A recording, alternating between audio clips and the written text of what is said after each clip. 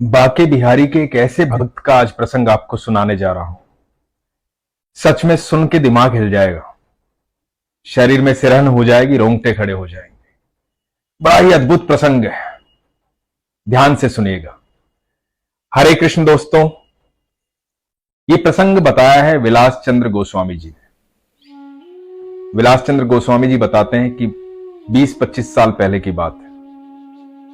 उस समय यदि जो लोग पुराने जाते हैं बाके बिहारी के मंदिर, उन्होंने देखा होगा कि जो बाके बिहारी का चबूतरा है वो लाल पत्थर का बना हुआ था।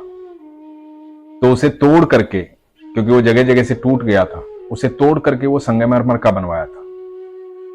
उसके बाद जो निज मंदिर है उसकी छत में भी कहीं ना कहीं दरारें आ गई थी, तो वहां भी संगमरमर का पत्थर लगवाया था।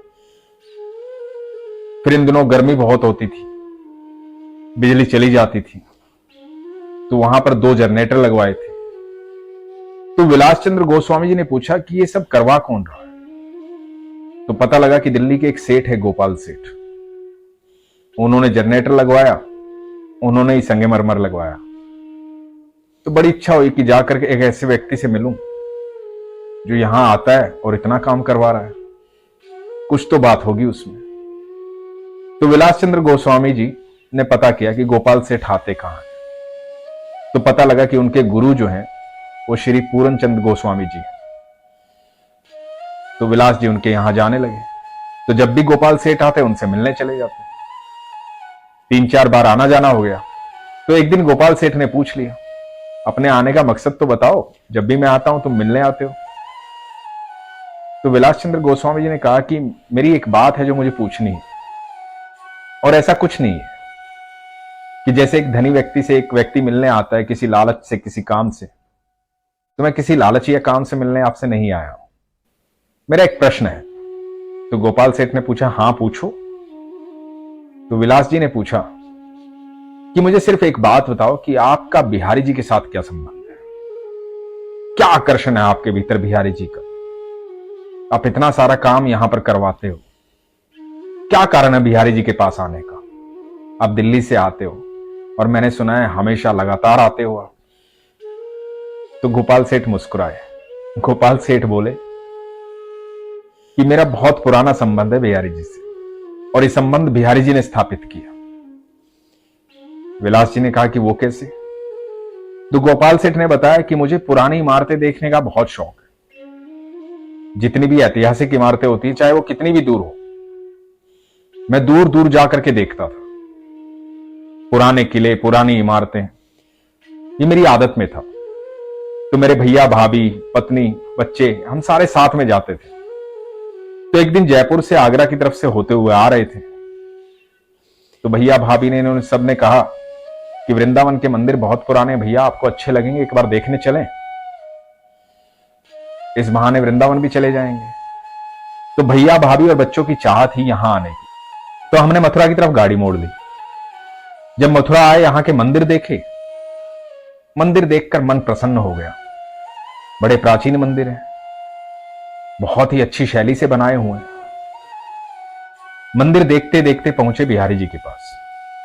जब बिहारी जी के मंदिर में पहुंचे और बिहारी जी को देखा, मैं बस देखता ही रह गया। जब उनकी आंखें देखी, उनका रूप देखा, मैं स्तब्ध हो गया, स्थिर हो गया। मानो शरीर में जान ही नहीं रही, बस वहीं खड़ा रह गया जहां खड़ा था। और मुझे ऐसा लगा कि मैं बिहारी जी को आज पहली बार नहीं देख रहा हूं। बचपन से यही तो दिखाई दे रहे थे, यही तो मेरे साथ थे, हर काम इनकी वजह से ही तो हुआ है। और सच मानना, उसके बाद किसी को देखने का मन भी नहीं करता और कहीं जाने का मन भी नहीं करता। वो दिन है और आज का दिन है। बस मैं मेरे बिहारी जी से मिलने आता हूं, वो मेरे मालिक हैं, वो मेरे सब कुछ है।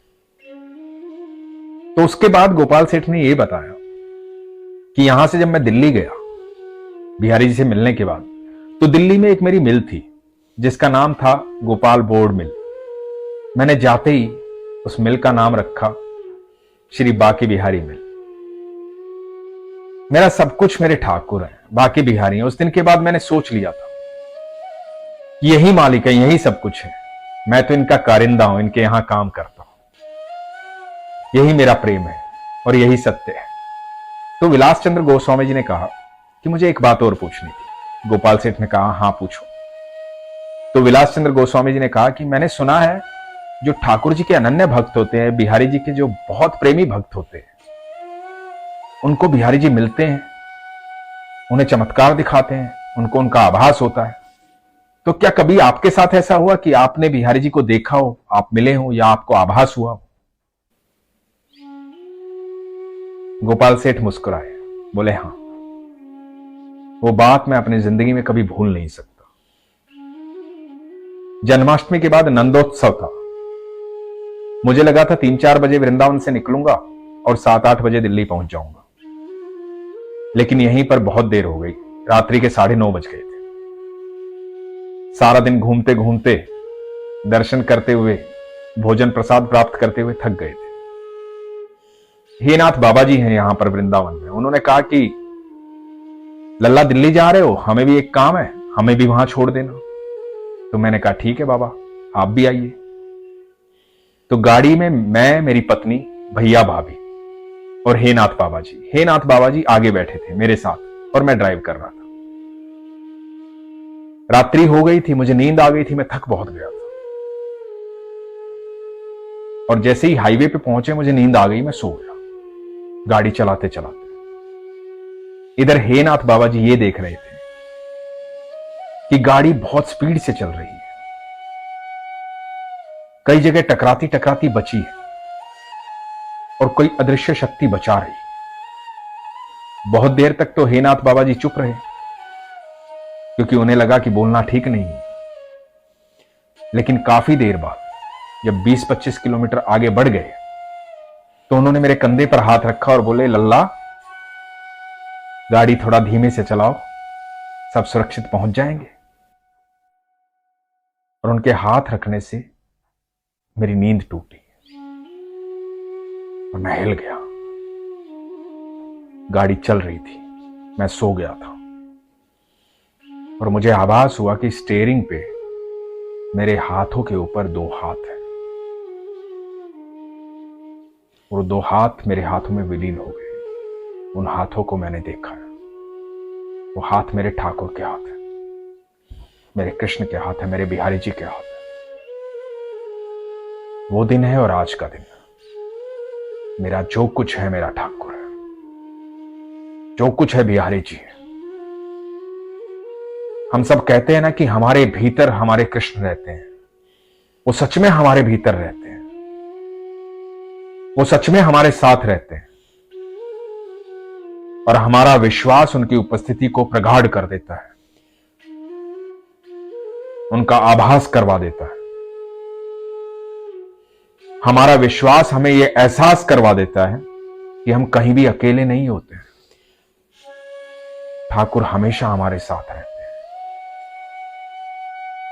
25-30 किलोमीटर का सफर किया, वो भी सोते सोते।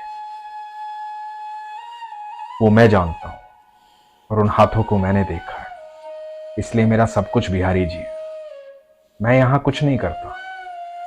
जो सेवा का वो आदेश करते हैं वो सेवा अपने आप हो जाती है। मैं होता कौन हूं कुछ करने वाला? मेरा सब कुछ उसी का दिया हुआ है। मैं तो सेवक हूं उसका, सिर्फ सेवक हूं उसका।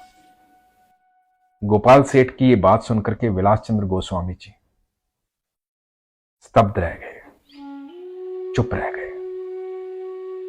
मैं भी आपको सच कहता हूं, आप भी गोपाल सेठ जैसे, आप भी ठाकुर के अति प्रिय हैं, लेकिन आपका विश्वास होना चाहिए, आपका प्रेम होना चाहिए। ईश्वर आपके भी साथ रहते हैं, हम सबके साथ रहते हैं, हम सबके भीतर रहते हैं। आप यकीन मानना, जब हम उन पर विश्वास करते हैं वो हमसे 2 कदम आगे चलते हैं। हमारे चारों तरफ सुरक्षा घेरा रहता है। वो ईश्वर है, उनके शब्दकोश में असंभव है ही नहीं। उनके लिए कोई समस्या है ही नहीं। सारी सृष्टि के रचयिता हैं, सब कुछ संभव है। हम बोलते हैं कि चमत्कार होता है क्योंकि हमें ऐसा लगता है, लेकिन ईश्वर के लिए तो हर चीज बहुत आसान है। और हमारे लिए वो हर चीज चमत्कार है। चमत्कार तो आप हर पल महसूस कर सकते हैं।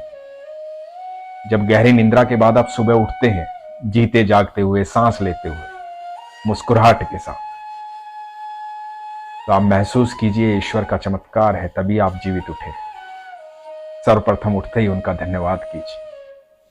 हमारे जीवन में हर पल वो चमत्कार करते हैं। जीवन को जब इस नजरिए से देखेंगे कि हर पल चमत्कार हो रहा है, हर पल मेरा ईश्वर मुझे दे रहा है, हर पल मुझे महसूस हो रहा है, हर पल मेरे सामने, हर पल मेरे साथ है, आप देखना जिंदगी में इतनी सकारात्मक ऊर्जा आ जाएगी कि दुख, कष्ट, निराशा ये सब आपके आसपास ही नहीं रहेंगे, कहीं भी खड़े नहीं होंगे। आप खुश रहेंगे और आपके आसपास लोग खुश रहेंगे। अपने विश्वास को मजबूत कीजिए, अपना ख्याल रखिए। हरे कृष्ण।